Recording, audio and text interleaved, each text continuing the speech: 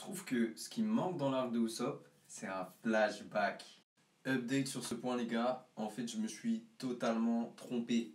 Premièrement, Usopp il a un flashback à la fin de son arc, où on a le fameux Merry, d'où le nom Vogue Merry vient, qui explique un peu son enfance. Et juste là on a un flashback où on voit sa mère malade.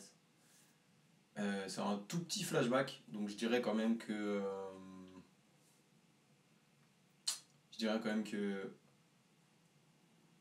c'est pas le flashback le plus développé. Donc Oda avait pas encore mis en place des longs flashbacks comme dans l'arc de Nami par exemple. Donc ce que je vais dire dans la vidéo juste après, je trouve que ça reste vrai.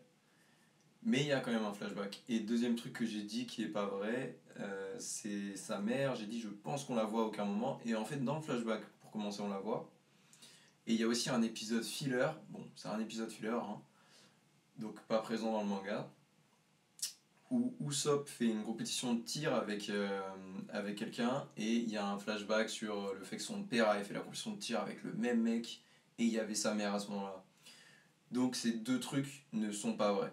Le premier, c'est qu'il n'y a pas de flashback dans l'arc de Usopp. En réalité, il y en a un à la fin de l'arc de Usopp. Et le deuxième truc, c'est qu'on voit jamais sa mère. En fait, on la voit dans le flashback et dans un épisode filler. J'ai l'impression que Oda à ce moment-là n'avait pas encore mis en place la sauce spéciale, genre, dans le sens où à partir de là, à partir du personnage de Sanji, si je me trompe pas, chaque personnage a un flashback dans son arc. Donc Sanji il a son flashback dans son arc, Nami elle a son flashback dans son arc, trop de mémoire. Chopper il a son flashback dans son arc. Ensuite ça passe à qui? Ça passe à Franky. Franky il a son flashback dans son arc. Brook il a son flashback dans son arc. Ok, je crois que j'en ai oublié un entre les deux. Robin, j'ai oublié Robin. Robin elle a son flashback dans son arc. Bref, tout le monde a son flashback dans son arc. Mais pour Usopp, il n'avait pas encore trouvé la formule, on va dire. Donc il n'y a pas de flashback, ce qui est un peu dommage. J'aurais bien kiffé voir, et même en fait, même actuellement dans les scans, on n'a pas eu beaucoup d'informations. Depuis le début de One Piece, on n'a pas eu beaucoup d'informations sur son père, par exemple, Yasop. On a eu, si je me trompe pas, on a eu très peu d'infos, ou pas du tout d'infos sur sa daronne, sur sa mère. Je sais même pas qui c'est. Ouais, je crois qu'on l'a jamais vu, on n'a jamais eu de. Je crois qu'on l'a juste jamais vu, genre. Donc ouais, pas de flashback, un peu dommage. J'espère qu'un de ces quatre, on va en avoir un, ça serait vraiment cool. Ouais, donc du coup là, c'était l'épisode 12. Il y a un truc archi marrant, c'est que le capitaine Kuro, pour transporter ses armes là, ses griffes spéciales là, il les transporte dans un sac de sport. Donc le mec il est en train de marcher tranquille avec son sac de sport, et t'as l'impression qu'il va à la salle, et en fait non, non, non, non, il va trucider des gens. Ça c'est vraiment c'est ouf. Mais je crois que c'est que dans l'animé, je me suis. Enfin, ça m'étonnerait que ce soit dans le manga. Bon, c'est peut-être dans le manga en vrai, hein. Mais ça m'a bien fait rire. Euh, ok. Ouais, à quoi d'autre? Ouais, bon, Usopp il s'est déjà fait éclater, hein. Il était allé. Du coup, en fait, les pirates ont commencé à attaquer là.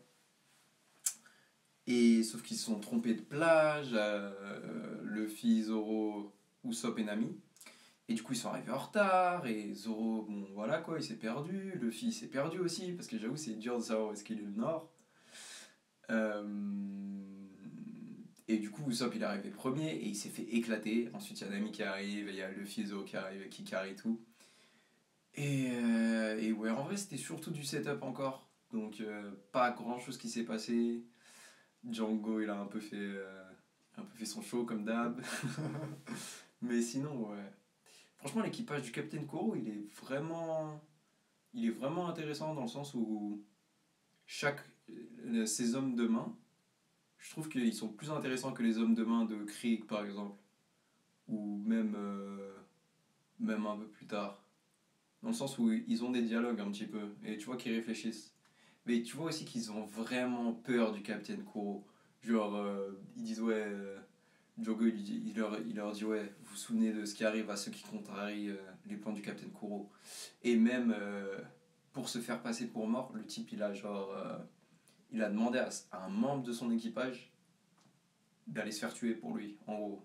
Je sais pas s'il lui a demandé ça aussi gentiment, mais en gros, c'est ce qui s'est passé. Donc, le mec gouverne vraiment par la peur.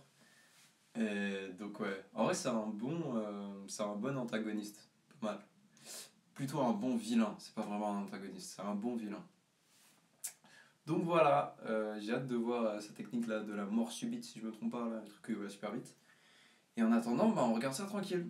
Voilà les gars, n'hésitez pas à liker, commenter, vous abonner, tout ça, tout ça. Tchuss.